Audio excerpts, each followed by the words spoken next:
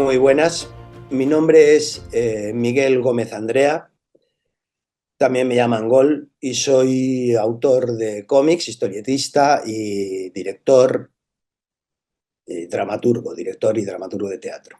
Estoy aquí, esta charla se enmarca dentro del Congreso Internacional de Fiestas y Recreaciones Históricas de Teruel. Y venimos a hablar pues de eso, de artes escénicas y recreación histórica.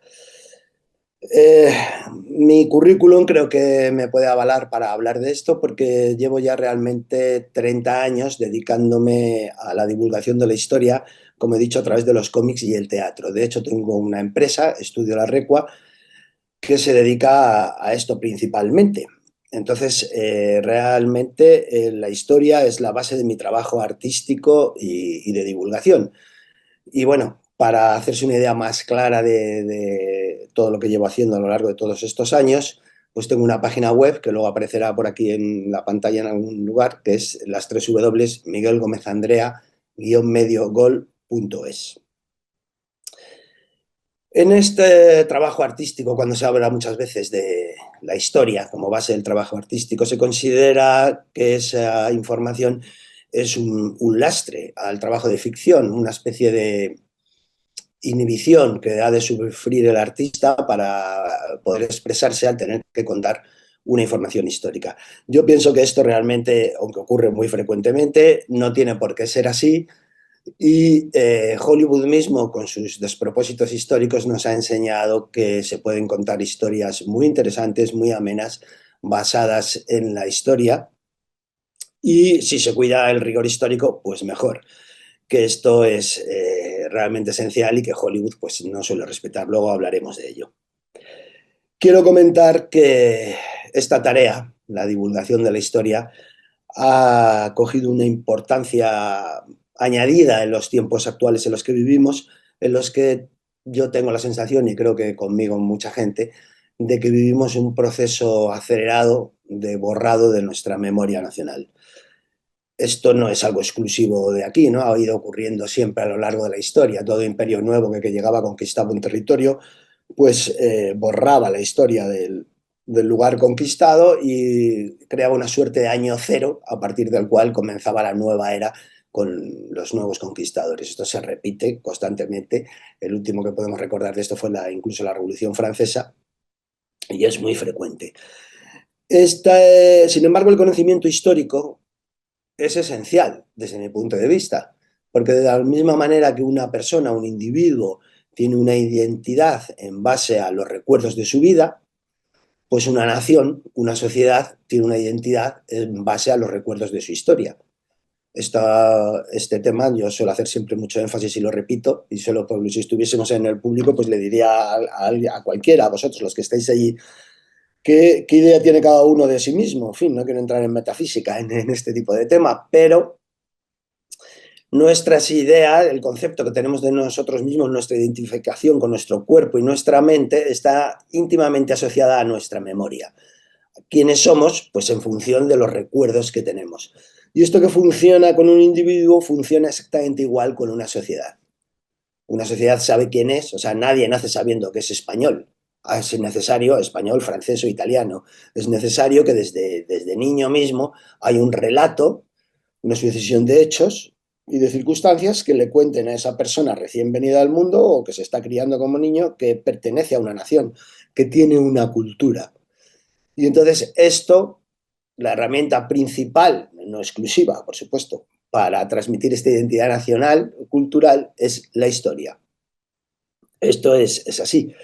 ¿Qué ocurre en España? Bueno, pues que aparte de que obviamente este imperio moderno, el imperio americano al cual nosotros pertenecemos, pues también tiene su relato, ¿no? Su relato construido a lo largo de no tanto tiempo, pero sobre todo con Hollywood hicieron una construcción de un relato realmente efectivo, ¿no? Porque ya, como sabemos, el dueño del poder es el dueño del relato. Entonces, España, a pesar de ser probablemente uno de los países con la historia más apasionante del mundo, si no el que más, a día de hoy estamos subordinados culturalmente pues a Estados Unidos, por supuesto, a la cultura anglosajona y también a la cultura francesa de la Ilustración. Esos son los principales referentes, con lo cual nuestros referentes españoles pues se van borrando, se van disolviendo, y a día de hoy pues se ven cosas entre la juventud y la enseñanza pues un poco tristes, ¿no? De desconocimiento absoluto. Sobre todo porque si no sabes realmente quién eres, de dónde vienes, pues el que venga te contará lo que pretenda y tú te lo tendrás que creer.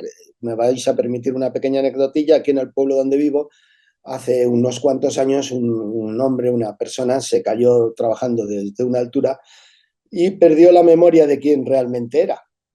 Tuvo que recuperar, volver a hablar, a andar y todo. Y recuperó su identidad porque siguió viviendo en el pueblo, porque gente que él desconocía venía y decía, pero que tú eres Pepito, eres mi hijo, eres mi amigo, eres mi hermano. Y gracias a eso esa persona pudo recuperar su identidad. Y si le hubiesen contado otra historia, hubiese aparecido otra gente, lo hubiesen desubicado de su pueblo y puesto en otro lugar, habría tenido una identidad distinta. Bueno, pues eso es un poco lo que ocurre con los pueblos. Si tú borras la identidad, la historia, y permites que una potencia ocupante o un imperio al cual estás subordinado construya un nuevo relato, pues normalmente, obviamente, todo el mundo se lo come y es la idea que tienen de sí mismos, ¿no? Y en el caso de España, pues bueno, tenemos la leyenda negra, que por supuesto no voy a entrar en ello ahora, es un tema enjundioso, pero lo que sí quería ahondar y recalcar es que nuestra labor de recreacionistas históricos, de divulgadores de la historia, siempre ha sido importante, pero probablemente ahora en estos tiempos sea más importante que nunca. Porque, como he dicho hace un momento, nuestra memoria nacional está siendo borrada, la identidad de nuestros jóvenes pues, va a pertenecer al nuevo dueño del relato y la historia de España, que como he dicho antes es tan rica y tan bonita, pues va a desaparecer. Esto es algo muy triste.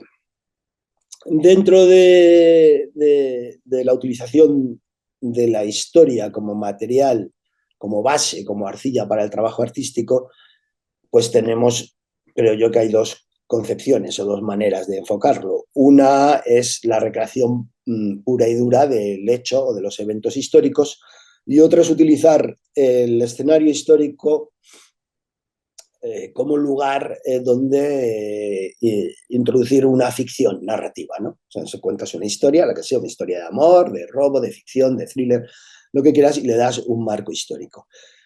En general, en este congreso en el que estamos de recreaciones históricas, pues estamos trabajando, rememorando eventos en concreto, ¿no? De todo tipo. Pero, y luego hablaré de ello un poco más adelante, no solo hay por qué recrear esos momentos concretos y determinados, sino que también conocer la época en la cual se desarrollaron, el contexto es algo de gran interés. Y esto se puede conseguir también con el montaje y la reacción de escenas que, sin ser el motivo principal del evento, ayudan, son como satélites. Bueno, ya os digo que luego os lo explicaré un poco mejor, ayuda a entender mejor el mensaje histórico que queremos transmitir. Yo, esta pequeña introducción es para recalcar que creo que a lo que nosotros nos dedicamos tiene un nombre, se llamaba desde hace mucho tiempo arte docente, ¿no? Y es utilizar realmente el arte, el vehículo artístico, en mi caso concreto han sido a lo largo de 30 años los cómics y el teatro, para transmitir una información, una enseñanza. En este caso, la historia, ¿no? La historia de España. Y entonces, bueno, pues eso quería recalcarlo de nuevo, este concepto en desuso, incluso un cierto regusto rancio, pero a mí me encanta porque define realmente nuestra tarea, la de los divulgadores históricos, el arte docente. Como estamos hablando de historia, pues obviamente es imprescindible la documentación, ¿no? El tema de la historia siempre es un debate de si puede ser ciencia o no es ciencia. Realmente no hay hechos que se pueden contar, pero como la historia ha sido siempre el principal instrumento desde mi punto de vista para uno de ellos, junto con la religión, obviamente, para manejar, para orientar, para conducir a las sociedades y a los pueblos, pues yo tengo amigos que realmente miran siempre la historia con recelo, y dicen, es que la historia la escriben los vencedores. Y sí, bien, esto es cierto, ¿no? Como he dicho un poco en un principio, la sociedad que triunfa, que conquista a otra, de la subyuga, la pone bajo su subordinación, pues reescribe el nuevo relato, ¿no? Pero aún así, claro, en la prehistoria pues lo tenemos difícil, ¿no? Antes de realmente de los documentos del Renacimiento, incluso en la Edad Media, pues en la historia, bueno, tenemos la antigüedad, pero cuando nos faltan los documentos, pues tenemos siempre la arqueología y realmente está todo abierto al debate, ¿no? Porque como decía Lawrence de Arabia, nunca hay, la mejor mentira es la verdad a medias, y la técnica que se utiliza ahora constantemente en los medios de comunicación, pero que se ha utilizado siempre a lo largo de la historia, de los cronistas históricos, ha sido siempre enlazar, contar una serie de cosas, de hechos verídicos que se tienen por ciertos, pero ocultar muchos otros que sumados a los conocidos probablemente cambiarían el sentido del relato, ¿no? Se oculta el contexto y se enfatizan hechos que a lo mejor son singulares para intentar convertirlos en pautas. Estas son técnicas de manipulación de la historia muy viejas con las cuales tenemos que luchar los historiadores y bueno, yo no soy historiador, soy divulgador.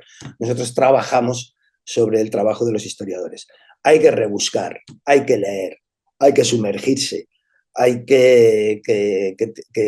en fin, conocer muy bien la época y los hechos que queremos recrear, ¿no? Yo muchas veces lo he visto, tanto en el cine como en el teatro, mirar desde la visión artística con cierta suficiencia a la servidumbre docente, a la servidumbre educativa, como que yo soy el artista de expresar mi individualidad, no un mensaje ya conocido, estereotipado, y no se preocupan a lo mejor lo suficiente por documentar la época en concreto. Esto lo hemos visto no solo con los hechos, sino también con los vestuarios. A veces, sobre todo en las películas de Hollywood, pues se ven cosas esperpentos increíbles, ¿no? Vas a recrear una época histórica y en vez de ceñirte a los vestuarios que son preciosos, pues se deja al albur de la creatividad de algún diseñador de vestuario que nos hacen, pues como llevamos viendo, por ejemplo, la Edad Media, la visión cinematográfica pues es una aberración, tanto a nivel histórico con los relatos que se cuentan, como a nivel gráfico de la ambientación. Todo es gris, todo es marrón, todo es oscuro, cuando en muchas partes era así, pero cualquiera que conozca un poco sabe que la corte en el momento, en cualquier ocasión que se pudiese, se recurría a los colorines, a la vida ¿no? y a la alegría. Entonces, todo esto, lo repito porque si no te documentas a fondo, si no, y es que hoy en día ya no hay excusa, ¿vale? Porque tenemos internet. Entonces, sí, para llegar a las fuentes más fiables puede ser más difícil, hace falta tener un criterio, probablemente una orientación, pero luego para la documentación gráfica, pues está bastante sencillo, ¿no? Poner en el buscador la época, con lo cual hay cantidad de aberraciones que se ven por ahí que yo ya considero que no están justificadas, que simplemente son causa de la pereza del director o directora que no ha profundizado lo suficiente, ¿no? Entonces, esta investigación, esta profundización en el conocimiento histórico ha de luchar contra esa manipulación de la historia que ha sido un instrumento del poder desde tiempo inmemorial y que, claro, dificulta la búsqueda. Luego uno mismo, con el paso del tiempo, claro, yo ya tengo una edad, pues te vas dando cuenta de que tu visión, tu interpretación de determinados hechos, en base a la información que uno tenía cuando era más joven, luego recoges más información y tu visión realmente cambia, ¿no? Sobre muchos temas. Esto yo vuelvo a mencionarlo de nuevo, la leyenda negra, lo estoy viendo, no sé por qué, si será que el algoritmo de Internet sabe que es un tema que me interesa y me saca constantemente informaciones, puede ser, pero también estoy empezando a ver un interés por un conocimiento de la historia de España y que no sea victimista, ¿no? Un conocimiento que quiera encontrar realmente la verdad y que conozca los grandes méritos y logros de la sociedad española en nuestra historia, lo cual repercutirá en un aumento de la autoestima, porque esto no lo he mencionado antes, pero ahora sí que es importante. Vamos, hasta el portero de cualquier universidad de psicología sabe que es necesario para desarrollarse como persona un mínimo de autoestima, ¿no? Y la autoestima hunde bastante sus raíces en la opinión que una persona puede tener de sus padres o de su familia, ¿no? Si te consideras que tu familia fuera lo peor, pues tu autoestima es lo peor y vas a estar en la vida pues siempre al albur de fuerzas que te van a conducir para un lado o para otro. Y esto que funciona en un individuo funciona igual en una sociedad. Entonces las sociedades hispanas tenemos, pues sí, una enfermedad grave de baja autoestima, lo cual nos ha colocado pues en este lugar de subordinación en el panorama internacional, ¿no? Lo cual es realmente triste, porque si se conoce realmente los logros de la historia de España son enormes, y si hubiese una educación que no considerase la conquista como una aberración o creyese que la Inquisición era una institución de represión y de asesinos, y en fin, viese con una mirada más amable nuestra historia, eso repercutiría también en el sentido eh, de, de, conocimiento, de autoestima que uno tiene de su propia nación y de su propio pueblo. Y eso pues repercute en el lugar que que nuestra nación tiene en el mundo, ¿no? Y dentro de nuestra labor como recreacionistas, pues está eso, ¿no? Contar que no somos tan malos como nos han querido contar a lo largo de los tiempos. Claro, si la historia se basa en hechos, si la historia se ha manipulado, si muchas de las fuentes que tenemos son capciosas, sesgadas, pues ¿cómo, qué puede hacer uno para no convertirse en un instrumento más del sesgo con, la, con nuestra recreación? Pues bueno, informarse, estudiar, leer. Siempre, a mí siempre también me apasiona la historia desde mi más tierna infancia. Mi padre tenía una gran biblioteca histórica y luego siempre me han gustado mucho las biografías, y a lo largo de mi vida como historiador aficionado, pues siempre he buscado también, cuando había que estudiar un tema, conocer ambas versiones, ¿no? Tanto libros a favor de como libros en contra de. Y eso pues te ayuda mucho a tener una visión. Es como cuando se separa una pareja de amigos, ¿no? Escuchas a uno, escuchas a otro y siempre pues la culpa la tiene el otro. Y si escuchas a los dos, pues te puedes hacer una idea, un contexto que se acerque algo a eso tan efímero y evanescente como es la verdad. Entonces, claro, decía, tenemos una responsabilidad enorme en nuestros textos. Claro, yo tengo textos que escribí hace 20 y tantos años que defendía ideas que ahora mismo no comparto, ¿no? Esto me hizo ver también de qué manera, qué fácil es en un momento dado manipular los transmisores de la información, incluso estando ellos de buena fe, ¿no? Porque si tú toda la información que tienes sobre un hecho es solo de un lado y tú quieres contarlo, vas con buena fe, pues cuentas ese lado, y luego años después lees un libro que te añade información que antes no tenías y dices, me cachis en la mar, ¿y ahora qué hago, no? Bueno, pues intentar arreglarlo, intentar dar siempre la mayor cantidad posible de puntos de vista y, como le suelo decir yo a mis hijos, huir siempre del fanatismo, de la visión radical y extrema, ¿no?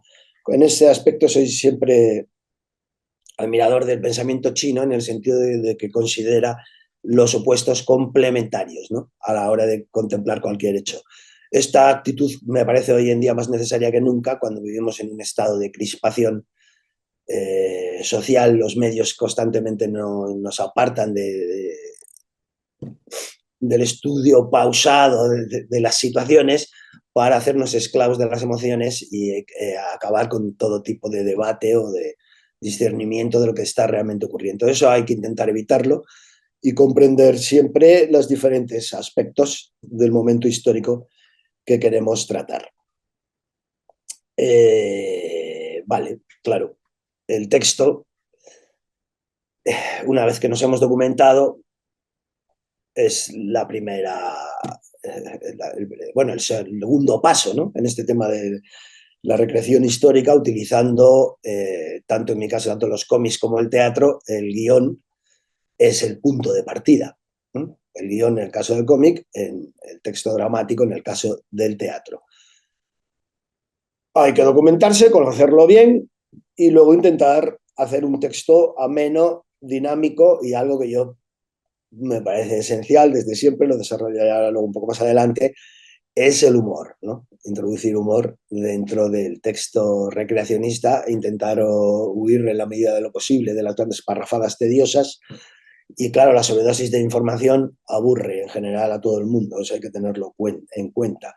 En una conferencia como esta que estoy dando, ya que ahora puedo llegar a aburrir, pero en una obra de teatro, como decía Buñuel del cine, y creo que esto es aplicable al teatro, a los cómics y tal, lo último que puede hacer ser una obra narrativa de ficción que busca el entretenimiento es aburrida, ¿no? Eso hay que intentar evitarlo.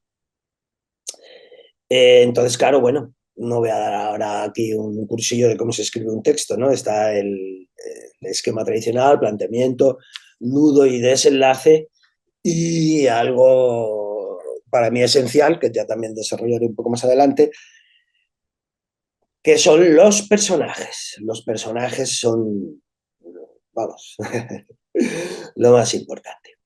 Vale, una vez que tenemos esa documentación histórica que hemos leído, que nos hemos empapado, no solo del hecho, esto es muy importante, no solo el hecho, sino también del contexto, ¿no? Esto es de una obviedad, de la misma manera que cualquier juicio hay atenuantes y agravantes, en la observación de cualquier hecho, de cualquier evento, el contexto es esencial. Si extraes la información del contexto, es una técnica de manipulación muy corriente, pues pierde su sentido e incluso podemos hacer que signifique lo contrario totalmente a lo que pretendía la persona que nos está contando o el hecho en cuestión, ¿no?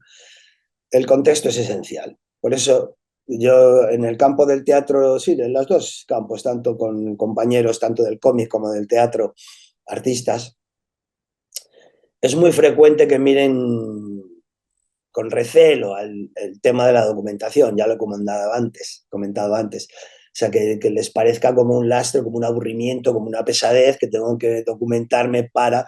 Esto nunca ha sido mi caso, porque yo antes de plantearme dibujar o ser actor, director de teatro, era enamorado de la historia. Entonces siempre el proceso de documentación me fascina. Y claro, ahora llegamos al tema de la documentación gráfica. Pero hoy en día con Internet, pues vamos, es una delicia, es algo que se hace sin ningún problema. Yo recuerdo, hace años, antes de la familiarización del Internet, de su expansión, pues que tanto en los cómics como en el teatro, para la hora de vestir a los personajes, pero sobre todo también en el tema de los cómics, para buscar grabados de época, de a lo mejor castillos que ya no existen o que existieron, yo que sé, como la iglesia de San Felipe en Madrid, que ya no existe, pero fue un lugar muy importante de donde se reunían precisamente en mentideros, ¿no? Para hablar y comentar de las cosas. Pues hoy en día ya no existe, pero hay grabados. Y recuerdo tener que comprar a veces libros de historia en el que venían dos grabados simplemente para poder conseguir esas imágenes, ¿no? Tanto de edificios como de vestuario. Hoy en día no hay excusa, porque digo para no documentarse, porque en Internet está todo, ¿vale? Entonces, facilita enormemente el trabajo. Tanto, claro, si vamos a hablar de la recreación, ¿no? Del tema del vestuario, tú entras en internet y si te pones a coger películas de Hollywood, pues puedes coger aberraciones increíbles. Pero vamos, es que no es tan difícil. Grabado, claro, depende de la época. Tenemos épocas muy bien documentadas, ¿no? No sé, el mundo romano está perfectamente documentado. Podemos recrear totalmente como vivían, ¿no? La Edad Media, pues a medias. Hay cosas que están bien, cosas que están mal, pero a partir del Renacimiento tenemos muchísima información. Hay cosas, yo qué sé, pues hay una de las recreaciones que hago en Baños de Montemayor, ambientada en el mundo Betón de Viriato, pues aunque se viene hablando mucho de Viriato, realmente se sabe poco, ni cómo vestían, cómo vivían, poco. Y de otras épocas, pues se sabe prácticamente todo, como he dicho, en los romanos, ¿no?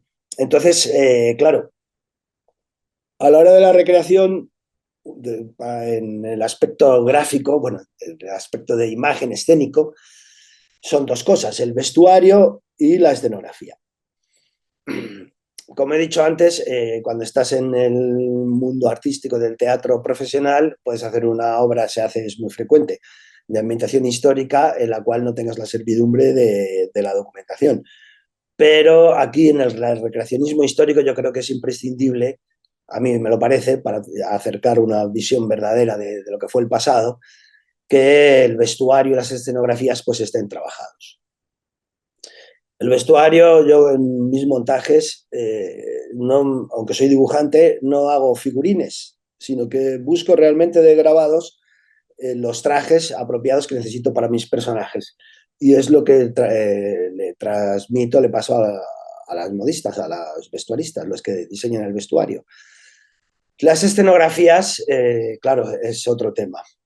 En el caso del recreacionismo ocurre también muchas veces que tenemos escenarios naturales, que son pues, castillos, palacios, son para mí lo mejor, ¿no? Porque es el escenario realmente donde, como en el caso, por ejemplo, del Sinodal de Aguilafuente, que el Sinodal se ha representado en la misma iglesia donde se celebró el sínodo, ¿no? O sea, el mismo lugar, la iglesia de Santa María, 5 siglos después. No siempre tenemos esto, ¿no?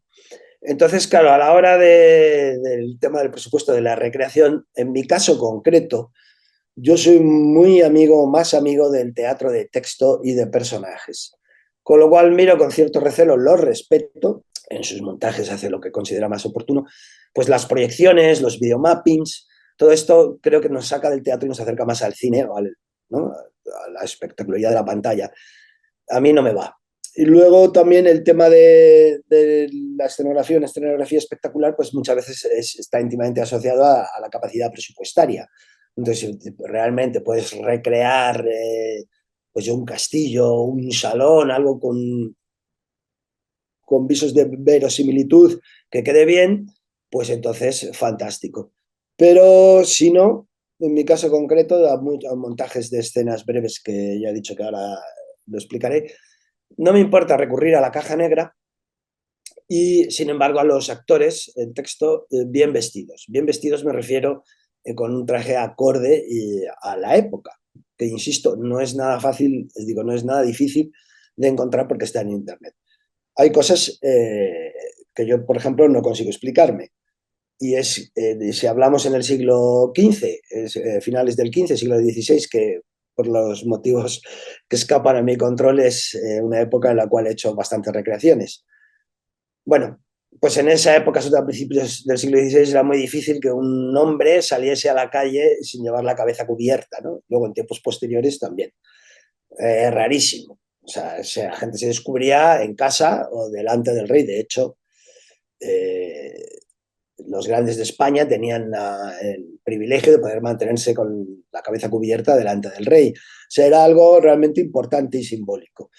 Y estoy en las películas, no las de Hollywood tanto, sino muchas veces en las de recreación histórica española, series y películas, no puedo entender por qué extraño motivo le tienen tanta inquina a las gorras y a los gorros. O sea, quiere decir que vas dos protagonistas a caballo, cabalgando al aire libre, obviamente, y entonces, pues bueno, todo el mundo iba con la cabeza cubierta, con un gorro, con un algo, y esto, claro, a lo mejor es una obsesión de recreacionista, pero cuando estás, claro, esta es una de las faenas, estás viendo una serie o algo así de una época que conoces bien y empiezas a ver como esto de los gorros o trajes o espadas fuera de época, pues es que te tienes que levantar y dejarlo porque te saca realmente de la historia, ¿no? Si está mal ambientado. Y este tema de los gorros, que puede parecer una tontería, pero bueno, a lo mejor de hecho lo es, pero vamos, ¿quién imagina un western de esta iconografía hollywoodiense donde los vaqueros salgan sin sombrero? Pues esto es totalmente absurdo.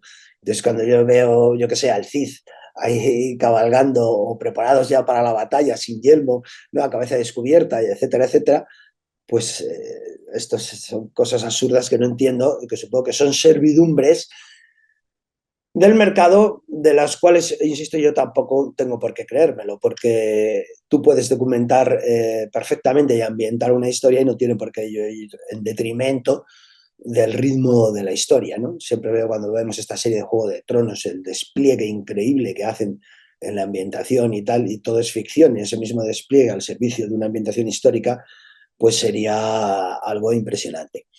Pero bueno, como en las recreaciones históricas no solemos tener el presupuesto de Juego de Tronos, por eso yo enfatizo o me interesa mucho más el trabajo de texto y de interpretación, con actores bien vestidos y con historias o acciones que resulten creíbles.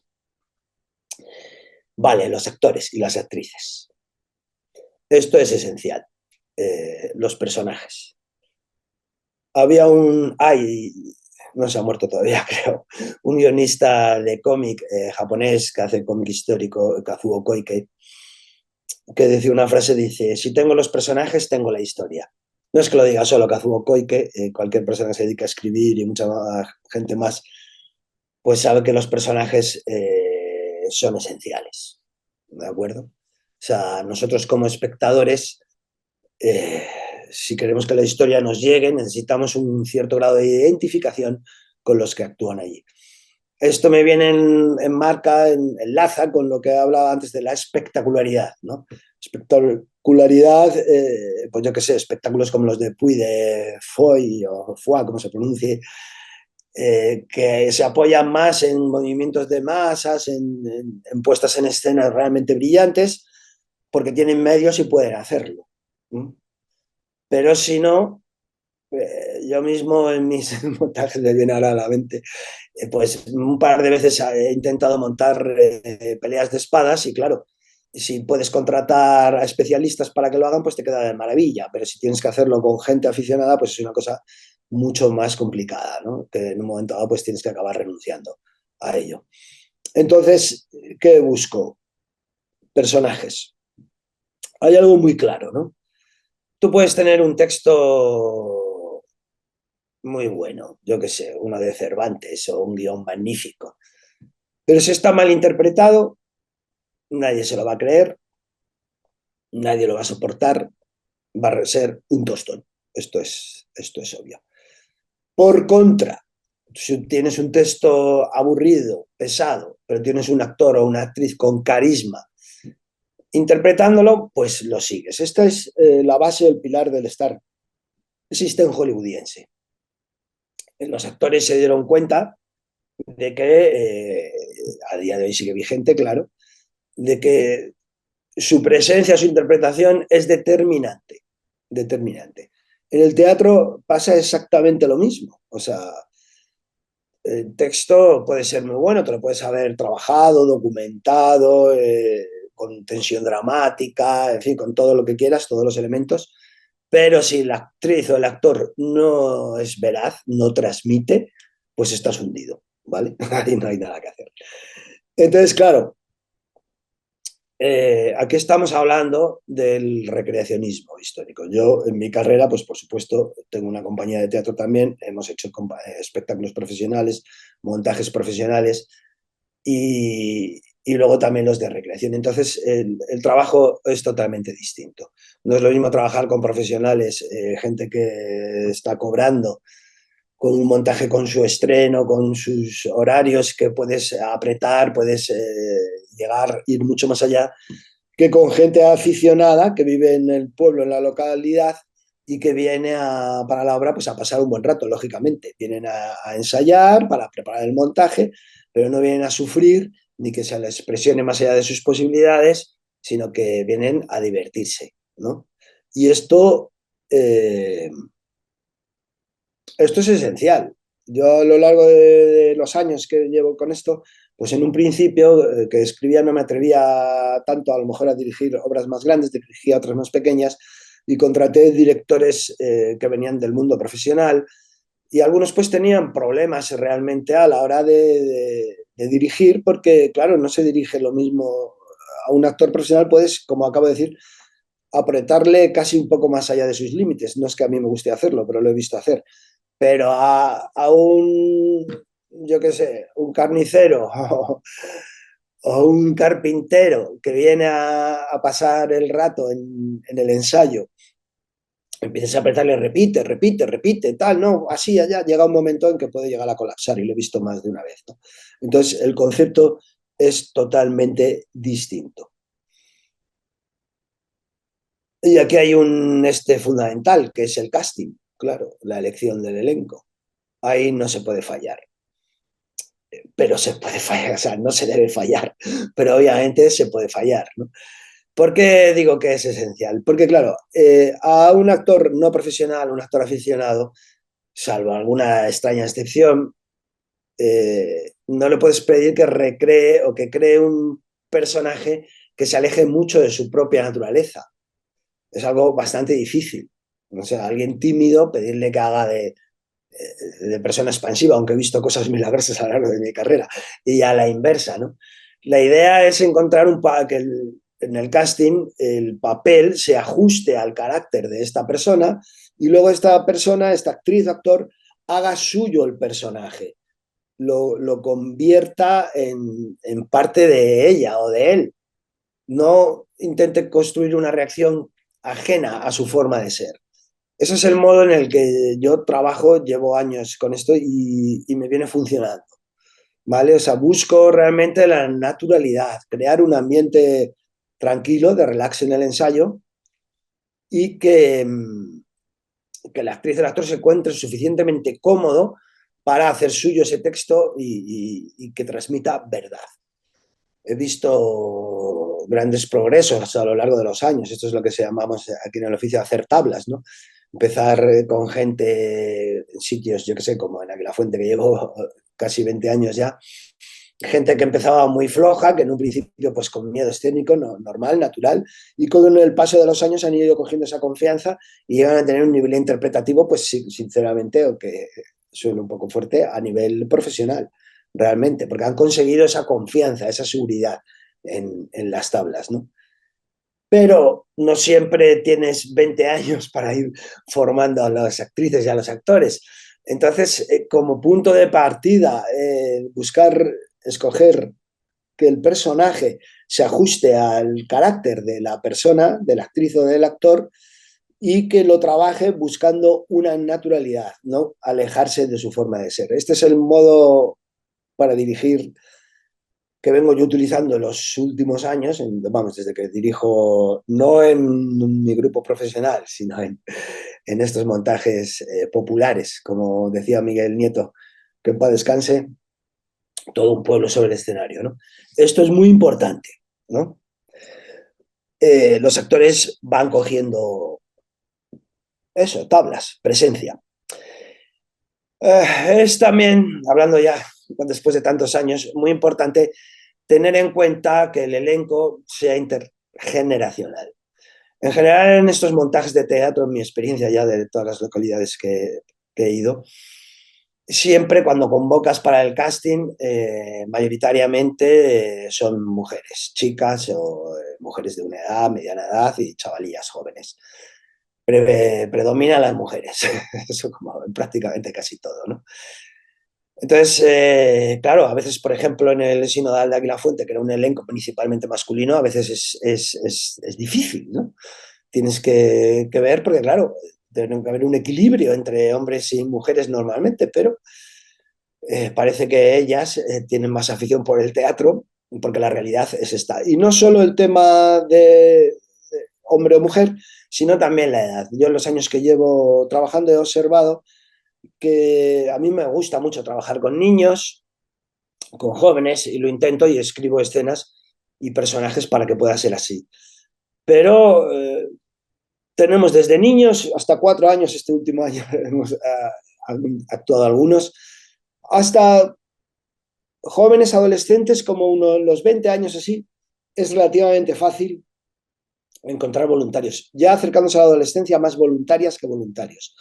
Luego hay un agujero enorme entre los 20 y casi los 40 y pico años y ya pues nos vamos a gente de 50, 60, etcétera, ¿no? Boomers, baby boomers. Ahí es donde está la cantera, en general, por mi experiencia mayoritaria, de actrices y actores que quieren participar en este tipo de montajes. Claro, esos años que van entre los 20 y los 40 son los años de desarrollo profesional, de tener los hijos, tal, con lo cual puede haber también una explicación por lo cual falta gente ahí. Claro, esto no es absoluto, no es una regla totalitaria, es una generalización y que a veces yo me he visto problemas para conseguir chavales jóvenes en algunos montajes, no así con los niños. Por eso creo que en vez de tirar la toalla hay que insistir, ¿no? Intentar hacer personajes, obras que les atraigan y que les animen a participar, ¿no? Que solo sean chavalillos o gente más mayor, ¿no? Bueno, esto me ha servido un poco de presentación o de planteamiento y quería hablar del montaje con el cual llevo más tiempo, que es un poco la puesta en práctica de lo que vengo hablando hasta este momento, que es el sinodal de Águila Fuente. Águila Fuente en Segovia. El sinodal pertenece a la Asociación de Recreaciones Históricas de Castilla y León, entonces creo que es oportuno contar unas palabras, ¿no?, sobre este montaje. El ayuntamiento se puso en contacto conmigo en el año 2005, o sea que ya vamos, como os he dicho, para 20 años, quitando los 2 años que se suspendió por el COVID, ¿no? Y yo ya tenía experiencia con el grupo de teatro que tenía con mi ex socio, con unos montajes que hicimos en la Puebla de Montalbán, en torno a la Celestina, pero este del Sinodal, pues bueno, ya lo cogí yo con mi empresa particular, diríamos, ¿no? Bueno, fue un reto grande, ¿vale? Porque te llama y dice, bueno, ¿queremos hacer una recreación histórica? Sí, perfecto. Me dedico a ello encantado. ¿Qué es lo que hay que hacer? El sinodal. Bueno, yo creo que muchos de vosotros lo sabréis, pero el sinodal es el libro de actas de un sínodo. El sínodo son reuniones que convoca con cierta frecuencia el obispo de una diócesis para reuniones con, bueno, pues con los sacerdotes, con otros obispos, arciprestes, en fin, con gente principal, para debatir acerca de los asuntos religiosos o sociales que afectan a los fieles de la diócesis, ¿no? Este sínodo se celebró en 1472 en la iglesia de Santa María de Aguilafuente, en Segovia. Tiene la peculiaridad que le ha hecho pasar a la historia de que el obispo don Juan Arias Dávila, obispo de Segovia, era un hombre humanista, esto es que se dice a caballo entre la Edad Media y el Renacimiento, hijo de un judío converso, y Juan Arias Dávila pues quiso imprimir este libro de actas de su sínodo, este sinodal, para darle mayor difusión a las normas que se habían allí dispuesto y fuesen de mejor conocimiento y nadie pudiese excusar su cumplimiento. De acuerdo, yo no había ido a hablar del sinodal nunca, me pasan el texto y claro, pues ha sido uno de los retos más complicados de mi carrera, de decirlo, porque claro, te dan un código de leyes y te dicen, haz una obra de teatro con esto. Uf, pues eso, como convertir algo totalmente antidramático, como es una sucesión de normas y leyes, en un texto teatral. Bueno, pues ante el estupor, lo primero, como he dicho antes, pues a leérselo. No creo que haya habido mucha gente que nos hayamos leído el sinodal de cabo a rabo y además tomando notas, pero bueno, ese fue mi caso. La época histórica, 1472, el siglo XV, pues como digo, la conocía, no a fondo, pero tenía conocimiento de ella. No me era tan necesario el contexto como de qué iba realmente el libro, ¿no? Pero es que este libro, este sinodal, libro de actas, es en sí mismo una radiografía de, del siglo XV. Trata temas interesantísimos. Yo no tenía ni idea de que en aquella época pues tuvo que legislar la Iglesia contra los divorcios civiles. O sea, existían notarios que daban cartas de divorcio al margen de la Iglesia. Estamos, recordar la fecha, a finales del siglo XV. También tenían que prohibir portar armas de fuego, iba a decir, armas blancas, y prohibir el juego también en las iglesias, ¿no? Pero claro, tenemos que imaginar que estos templos eran también casas comunales y que probablemente, aunque no nos lo cuenten, aparte de las misas, pues a lo mejor había fiesta, juerga, algo, igual llovía afuera y ¿por qué no se iban a meter dentro a jugar, ¿no? Había también curas analfabetos, sí, esto es escalofriante, pero así era, ¿no? O que ni siquiera hablaban latín, se sabían el Padre Nuestro a duras penas, ¿no? El tema del concubinato, de las barraganas, pues también estaba a la orden del día. Y entonces, claro, leyendo este libro de, de normas, de leyes, pues coges un contexto, un contexto. Ahora, claro, la pregunta era, cómo hago un, una obra de teatro con este código de leyes? Entonces, bueno, me vino la iluminación y digo, claro, esto, escogí una serie de artículos que me parecieron más interesantes, otro también que no he mencionado aquí, lo del lujo en el vestir, ¿no? Dictaminando en contra de, ¿no? Diciendo, somos los servidores de la Iglesia, no podemos ir vestidos aquí de un modo muy lujoso, y sin embargo otros decían, pero perdone, reverendo padre, pero si somos obispos y tenemos que mostrar nuestra preponderancia en la sociedad, tenemos que vestir de un modo acorde y diferente. En fin, había debate por sí solo que te podían surgir, se podían inventar. Y entonces esa fue la idea, organizar los debates en torno a los artículos. No hay en esta obra que escribí del sinodal un esquema tradicional de planteamiento, nudo y desenlace, ¿no?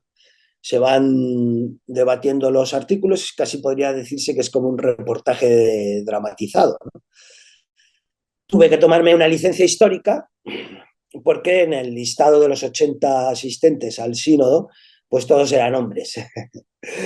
No había ninguna mujer de aquel entonces. Entonces, claro, ya he contado en un principio, cuando empezamos a convocar el casting para buscar actores, claro, eran 18 hombres, 20 creo, y digo, pero ya se presentaron pues muchas más mujeres. Entonces se me ocurrió el subterfugio de que en un momento dado en la iglesia el obispo hubiese podido permitir que hubiese público observando los debates, ¿no? Y en un momento dado, entre ese público hubiese mujeres que se sintiesen obligadas a intervenir cuando el tema de los divorcios, otra serie de temas. Es una licencia histórica, pero que no hubo más remedio para ajustarse a la realidad histórica en la que vivimos, que son las chicas las que manifiestan bastante más interés en este tipo de actividades, ¿no? Culturales o históricas. Eh, claro, esta fue la primera obra que se representó durante mucho tiempo, varios años. A mí me habría gustado, se estaba considerando a lo mejor hacer una segunda, en la cual ya, claro, han pasado años desde que escribí yo esa primera obra, aunque la fui enriqueciendo. En esta segunda obra, aparte de esta exposición de algunos artículos, pues se me ocurrió un hilo conductor apoyado en que el obispo Juan Arias Dávila no se llevaba bien en un momento dado con Enrique IV, el hermano de Isabel la Católica. Entonces había una serie de conspiraciones políticas que también se habrían podido introducir en el sínodo, ¿no? Y añadir un elemento de suspense, ¿no? Para mantener el interés. Claro, esta obra que estoy contando es un ejemplo magnífico de lo imprescindible que es una buena interpretación. Porque claro, allí se representó en la iglesia de Santa María, todos los actores están en escena porque están sentados es un congreso, ¿no? Como un congreso, exactamente, un sínodo, están todos en escena, y si no haces una buena dirección, pues te puedes encontrar con que tienes una suerte de museo de cera de gente muy bien vestida que se levanta, declama su texto y se vuelve a sentar. Al cuarto o quinto, pues ya está todo el mundo con ganas de querer salir de la iglesia de puro tedio o aburrimiento, ¿no? ¿Cómo se combate esto? Pues dándole vida a los personajes, ¿no? O sea, que la gente que esté ahí, pues no sean una serie de nombres con unos rostros serios que no transmiten nada, ¿no? Hay que darle personalidad. Entonces, pues puede haber perfectamente un cura el analfabeto, pues un cura bobo, un arcipreste vanidoso. Se me ocurrió también, para darle un punto de humor cómico, es imprescindible esto del secundario cómico. Un escribano sordo, ¿no? Alguien que se está oyendo para tomar nota, pero al mismo tiempo es sordo, esa paradoja. Un paisano del pueblo orgulloso que viene a hablar allí con los curas, unos nobles bravucones que se atreven a sacar las espadas en la iglesia, un obispo impertérrito, un secretario vehemente, unas mujeres encendidas, enfadadas. Entonces, claro, sobre estos estereotipos de personalidad podemos colocar los textos y le damos un brillo y un interés que si no haces este trabajo de creación de personajes, que enlazando con lo que he dicho anteriormente, no hay que pedirle al actor o no se le debe pedir que cree algo muy alejado de su propia naturaleza, sino que en el casting hay que intentar encontrar personas que físicamente o por actitud se puedan acercar a esos personajes que uno ya tiene en la cabeza, ¿no? O sea, los personajes son imprescindibles y porque ayudan al público a identificarse. Esto es como las películas de acción, ¿no? Si tú pones escenas de acción una detrás de otra, acaba aburriendo bueno, a lo mejor a los jóvenes no tanto, pero a alguien que busca una historia con sentido, pues te aburre. Pero si de alguna manera, alguna suerte estás identificado con el conflicto que se debate en esa acción, pues lo sigues con interés, ¿no? No estoy descubriendo nada. Quería comentar ya, acercándonos hacia el final, las escenas complementarias. ¿Qué es esto? Bueno, pues a lo largo de los años, aparte del sinodal, pues he hecho más montajes en Aranda de Duero, sobre el concilio de Aranda, que ya me resultó más fácil, porque el concilio, lo mismo que un sínodo, pero en concilio, ¿no? Está convocado por un arzobispo. Y ahí estaba presente Isabel la Católica, había un conflicto. Esto fue en Aranda de Duero. También, pues, ahí sin problema. En Corcubión, también en Galicia, un desembarco, y en fin, en más lugares donde hay un hecho principal sobre el cual se hace la recreación. Como decía, pues el concilio, el desembarco, y luego en otros dos lugares más que hago, en Baños de Montemayor, en Cáceres y en Hervás. En Baños es sobre el mundo de las termas romanas o prerromanas, con versos. Se hace una obra principal, un espectáculo importante por la noche, con despliegue de medios y tal. Pero aparte de eso, están las escenas complementarias. ¿Qué es esto? Lo he dicho en un principio, ¿no? Que aparte de la obra, la recreación principal en la que queremos trabajar, claro, normalmente en todos los sitios creamos un evento, un nuevo fiestas de la localidad. Es lo normal en casi todos los sitios. Un fin de semana donde se festeja el evento histórico.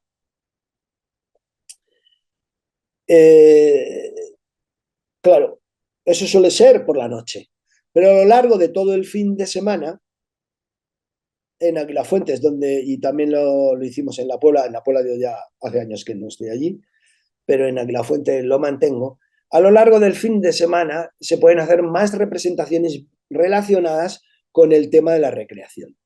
En el caso del sinodal, que es donde lo hemos venido haciendo. Bueno, pues durante años se hacía la obra principal en la iglesia por la noche. Pero claro, esto era viernes, sábado y domingo. Entonces, la idea era que, en la cual yo he venido trabajando, y al menos en Aguilafuente sí creo que lo hemos conseguido, es hacer una suerte de pequeño festival histórico a lo largo del fin de semana. Entonces allí en Aguilafuente se me ocurrió, por ejemplo, una escena que me pareció imprescindible, era el obispo y el impresor. ¿Y qué recrea ahí? ¿Qué se representa? Pues el primer encuentro, ficcionado obviamente, entre el obispo Juan Arias Dávila y el maestro impresor Juan Parix de Heidelberg, que se trajo él de Roma, era un discípulo de Gutenberg. Entonces, cuando hace el encargo, le viene el impresor y dice, bueno, pues mire, voy a hacer un sínodo, tengo el acta de que es el sínodo ahí y la quiero imprimir.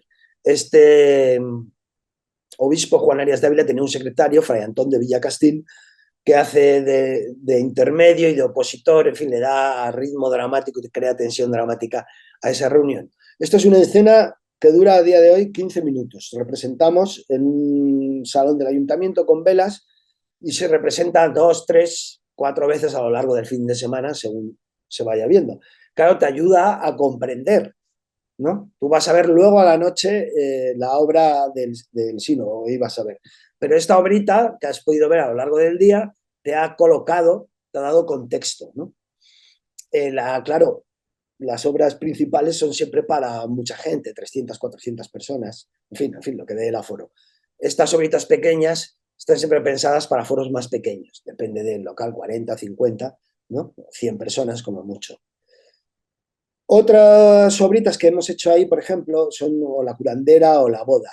¿De qué va la curandera? Pues la curandera se me ocurrió un corral de una mujer del pueblo, que no una bruja, sino una mujer con el don de sanar. Y claro, durante los 10 días que duró el sínodo en Águila Fuente, pues allí fue un montón de gente, de obispos y de gente principal. Entonces venían con sus dolencias. Y allí les hablaban de la tía Ino, que era una curandera del pueblo, y pues varios de estos personajes acudían a la tía Ino a ver si se sanaban. Bueno, pues de esta tía Ino hemos hecho ya 2 consultas a lo largo de los años, son obras entre 20 y 25 minutos también, que no cuentan nada del sinodal en concreto, sino cómo, no en concreto, pero sí dan contexto, cómo vivía la gente en Aguilafuente en aquel entonces, cómo se relacionaba con esos nobles que venían, y cuenta una historia. Otra es una boda, por ejemplo, de jóvenes, una niña principal, joven noble, que se ve obligada a casarse en estos matrimonios de conveniencia, y también están allí en el sinodal porque han venido a Aguilafuente para el sínodo del obispo, y bueno, pues tiene también su conflicto, su tema. Esta fue una obra que para 4 actrices y 4 actores jóvenes, que funcionó muy bien y conseguí a las actrices y a los actores. Luego, años después, quise montarlo otra vez y ya conseguí a las actrices, pero no a los actores, que es lo que se estaba contando antes. Otras escenitas también que podemos hacer, una que se me ocurrió una vez, un impresor clandestino, alguien que tiene en su corral, que trabajó para Gutenberg o Juan Parix y ha venido al pueblo y se ha hecho una imprenta clandestina, pero claro, no se puede imprimir sin permiso de la iglesia. Pero da también pie a hablar de la imprenta, que en el caso del sinodal, pues obviamente es esencial. Entonces, claro, ese es el tema, que tú llegues allí como visitante a Aguilafuente y a lo largo del día puedes ir viendo diferentes obras en diferentes lugares, localizaciones del pueblo, que pueden ser localizaciones históricas, un corral que quede de tiempo antiguo, la puerta de la iglesia, una ruina, un palacio, en fin, diferentes lugares, ¿no? Con niños pequeños también hago obritas y también pues en plazas donde la iglesia que tengan buena acústica. Entonces la gente puede estar, el público, los turistas, turismo ilustrado, fue un concepto que salió un año, que sí, realmente es un turismo ilustrado porque viene buscando diversión, entretenimiento, pero también conocimiento, ¿no? Y tiene a lo largo del día una serie de actividades que van ocurriendo, teatrales, porque claro, hay otras de otro tipo, están las musicales, exposiciones, otro tipo de actividades, ¿no? Pero yo me centro exclusivamente en el teatro. Y llega la noche y claro, cuando se van de Águila Fuente, pues se llevan una idea clara de que fue el Sinodal, el primer libro de la imprenta española, y cómo se vivía en Castilla en el siglo XV. Bueno, cómo, no es una visión completa, ¿no? Sino un sobrevuelo, ¿no? Sobre ello. Bueno, ya sí que nos estamos acercando al final. Ya he mencionado que aparte de Águila Fuente, que es donde llevo más años contando todo esto, pues también en recreaciones históricas me encargué de un desembarco de Corcubión también en el siglo XV, un pueblo de Galicia. Muy interesante. Allí utilicé una fórmula que no he vuelto a utilizar, que era para los personajes principales contratar actores profesionales y para los movimientos de masas y secundarios, pues la gente del pueblo. Lo hice así, en la Puebla todavía, también creo que lo siguen haciendo así, pero yo ya desde aquel de Corcubión sigo trabajando, prefiero que todas las actrices y actores sean gente del pueblo, vecinas o vecinos o de alrededor.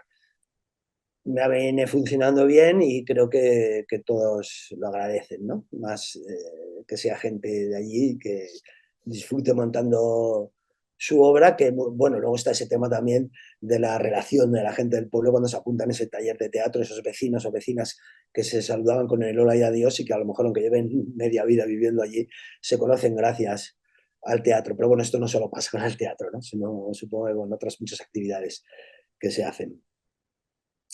Aparte del desembarco de Corcubión, el concilio de Aranda, lo estuve haciendo durante varios años también, que ya lo he mencionado antes. Y luego en Extremadura, pues está Baños de Montemayor, donde allí no es un evento el que se conmemora, sino una época. O sea, de los romanos, las termas romanas, entonces eso me da mucha mayor libertad para la ficción. No tiene esa servidumbre, digamos, didáctica, ¿no? Es contar un poco cómo era el mundo, pero da más pie al humor, a hacer algo más entretenido y divertido. Y luego también en Herbás hay un tema concreto que es los conversos. No, los conversos fue un fenómeno que se prolongó durante siglos en España, que arranca no con la expulsión, sino, bueno, antes, desde el pogrom de 1391, pero bueno, los judíos convertidos al cristianismo es un problema que tuvo la sociedad española durante siglos, que también da pie a mucha ficción, a poder ficcionar, porque no hay que ceñirse exclusivamente a un hecho histórico en concreto. Y yo creo que con esto, el rato, ya he llevado aquí hablando creo que prácticamente una hora, pues he dado un paseo, una semblanza, pues por lo que son las artes escénicas y la recreación histórica, ¿no? La puesta en escena de la historia, pero una puesta en escena peculiar, singular, porque no es con las herramientas del teatro profesional habitual, ¿no? Actores y actrices profesionales, sino que se hace en nuestros pueblos, pueblos de Castilla, de España, con vecinas y vecinos que aman su historia y que quieren seguir luchando por mantenerla viva. Pues conscientes, creo, si no lo son, deberían serlo, de que al mantener conscientes la historia de España, pues mantenemos viva nuestra identidad. Y yo creo que con esto ya he concluido. Espero a todos los que hayáis, todas y todos los que hayáis sido capaces de llegar hasta el final de esta charla, pues os lo agradezco enormemente y espero algún año, el año que viene o algún otro, poder estar físicamente ahí en Teruel, que la verdad es que me apetece mucho. Me conozco bien poco. Venga, muchísimas gracias.